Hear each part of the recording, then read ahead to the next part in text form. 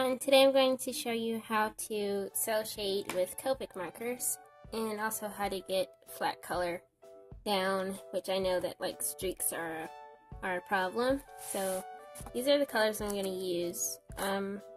These two are for the skin, this one is for the lips, and these two are for hair, and this one is for her little shirt shawl thingy here. And you can pause the video if you want to get these colors. And with cell shading, you only really need 2 colors or just 1 marker, because with Copic markers, if you overlay the color after the same color after it's dried, you can make the color a little bit darker, so that's really cool. And yeah, so those are the colors. And first you're gonna want to use, well, do your sketch or you could not do your sketch, you could just go straight into coloring. And if you want line art, you have to use a pen that is Copic friendly, because if you don't, it will smudge all over the place when you start coloring, and that is really frustrating. And this is the pen I use. It's a brush pen, and I don't know the name of it. It's all in a foreign language, Japanese, I guess, since it's made in Japan. But it's by Tombow, and I'll put it on screen somewhere so you can know the name of it. And I got that off Amazon. It was a 6-pack for like $8, and it came in 2 sizes. This one and this one. Well, actually, this one is kind of gray, and this one's darker, so I like this one a lot better. Anyway, you're gonna go over your sketch with your pen, or if you don't want to, you don't have to. And then you're gonna want to erase your sketch. If you use like a Prismacolor color erase or something like that, sometimes it's cool to leave the sketch underneath, but I didn't use that. I used a mechanical pencil, and I find that sometimes Copics can smudge your pencil, well, smudge the graphite, and that's kind of annoying. So I'm just going to erase that, mostly, because like for under the eyes, I want to keep that so I'll know where to stop coloring, and where her lips are, I want to leave that line there so I can, well, use it as a guideline pretty much, because I don't want to outline it. So just going to erase the sketch, and boom, sketch erased, almost. And you're going to start with your lightest color, and this is E33. And yeah, and when you're doing this, I'm going to use this over here. Well, first of all, you want to use the right paper, and Bristol is a good paper to use. I've used it before, and I like using it. But this is actually some paper I got from the dollar store, and it works really well with Copics, even though it's really thin, and that's surprising. But anyway, I'm going to do some test stuff over here so you can see what I'm talking about. Well, basically, in order to get an even color, you're going to want to make sure that your marker is filled and not dry. Because if it's dry, it will streak. And that's why I really like Copics, because they have these Copic refills. You do have to buy these separately, but I think it's really worth it. And like, especially if you have a color that you really like, you don't have to keep buying the marker over and over again. You can just buy this right here, the refill ink, and I think you can fill it up to like, I want to say 10 to 15 times, depending on whether it's a chow marker or a sketch marker, and this is a sketch. So I don't mind getting chow markers because you can just get the refills and just fill them up. So, and they're cheaper than the sketch, even though there are some colors that you can't get in chows, but I think it's, get the chows if you can. So, like I said, starting with the lightest color, and the key here is to have, like I said, a filled marker, a marker that isn't dry, and also to make sure that you don't go over an area after it has dried, and if you do, then you're going to want to overlay, so like I just did there, so it won't be streaky. And since we're doing the cell shading thing, we're going to have to wait for this to dry a little bit before we go over it with our darker color. or with the same marker. And my darker color is E23, this one here. I thought I was showing it, but I wasn't. So it's still kind of wet, but we're gonna do this anyway. So this here is the same color, E33, and we're just gonna go over here, and you can see it's a tad bit darker. And down here, I'm gonna go with E23. And you can also see that this is darker. And that's basically how you achieve the cell shaded look. Just go down with your base color and make sure it's flat. And then you can go over it with the same color again, or you can get a slightly darker color and go over it after it's dry. That's the key. That is the key. Because like if you were trying to blend, you wouldn't have to wait for the marker to dry a little bit because you want the colors to blend together. But here you don't want them to blend, you want there to be a distinct difference between the two.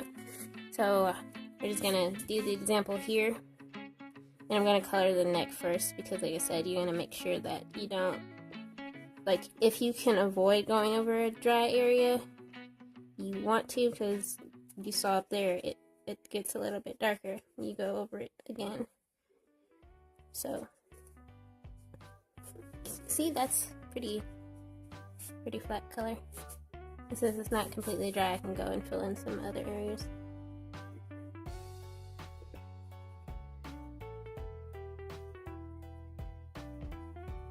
Also, going in this like kind of circular motion, if you see what I'm doing, also helps to prevent streaks because you're going over the same area several times. So, that's also helpful.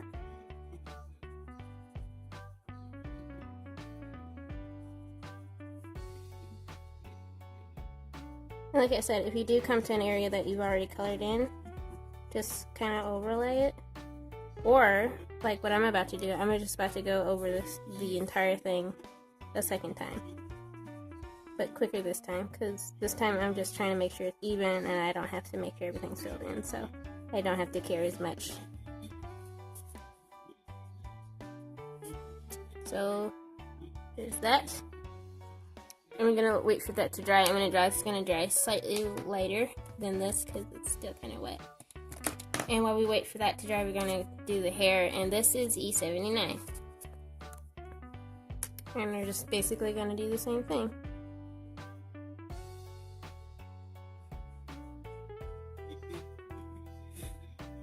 And this is also a good thing, like if you have several things to color, you can, while you wait for one to dry, you can just go and color a different thing.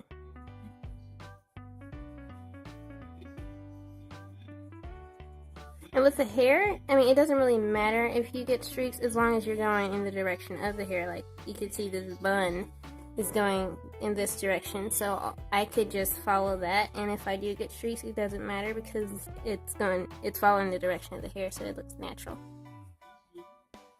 So we're just gonna fill this here in. And this is kind of dry, and I'm going to go ahead and fill in the eyebrow since I have this color in my hand.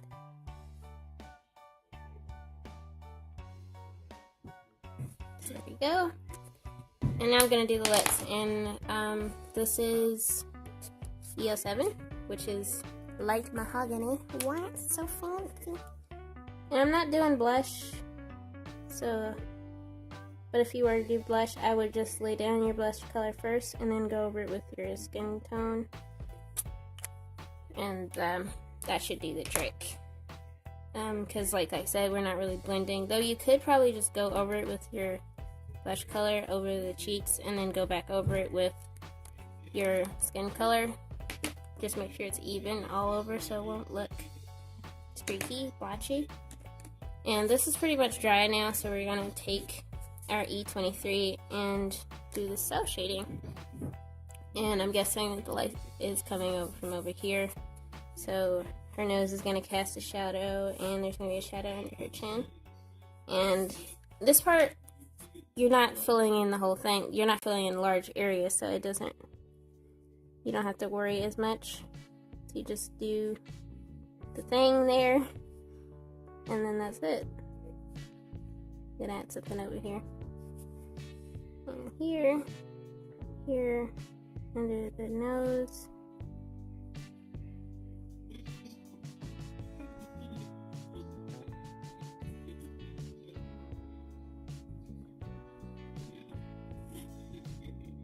I'm gonna add a little shadow in the corner of her mouth. So look at that, folks. And also I'm gonna go over the top lip with the same color to make it a little bit darker. Look at that, folks. So shading. So cool. And I'm using this BG10 for her shawl thingy. But I'm not going to do any shading on this because I don't have a color close enough to this. Oops. Oh, I forgot to put this under. It's under there, but not under the drawing, so it's bled, but it's okay. So we're just gonna do the flat color here. And we're gonna go do the hair, and I'm using E49 for the hair. And just follow the same principle, just go over the areas that have shadow. Have a shadow, and just make sure it's even.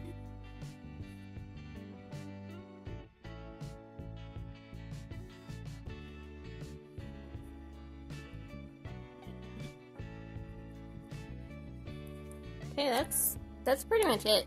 It's really simple.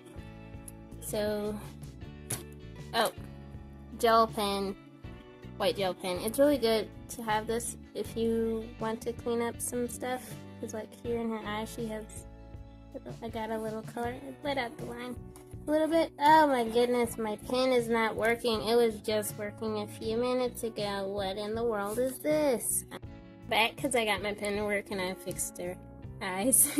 But this technique works with other skin colors. Like I've tried it up here with these two, and this one I use the same colors as this one. So, and this one I use some darker colors. I use E17 and E18 for her skin, and as you can see, it works the same. So it works the same for all markers. Well, not all markers, but like Copics. If you get two colors that are similar, or if you do want to use like I don't know, a purple or a blue or something, just make sure it's slightly darker than your base color, because if you don't, then it could bleach the color. Let me see if I can do an example here. If I go over this with this lighter color, you can kind of see it kind of bleaches it a little bit. So just make sure you don't do that unless it's intentional. And yeah, I hope this video helped you. Thank you so much for watching, and please enjoy the rest of your day.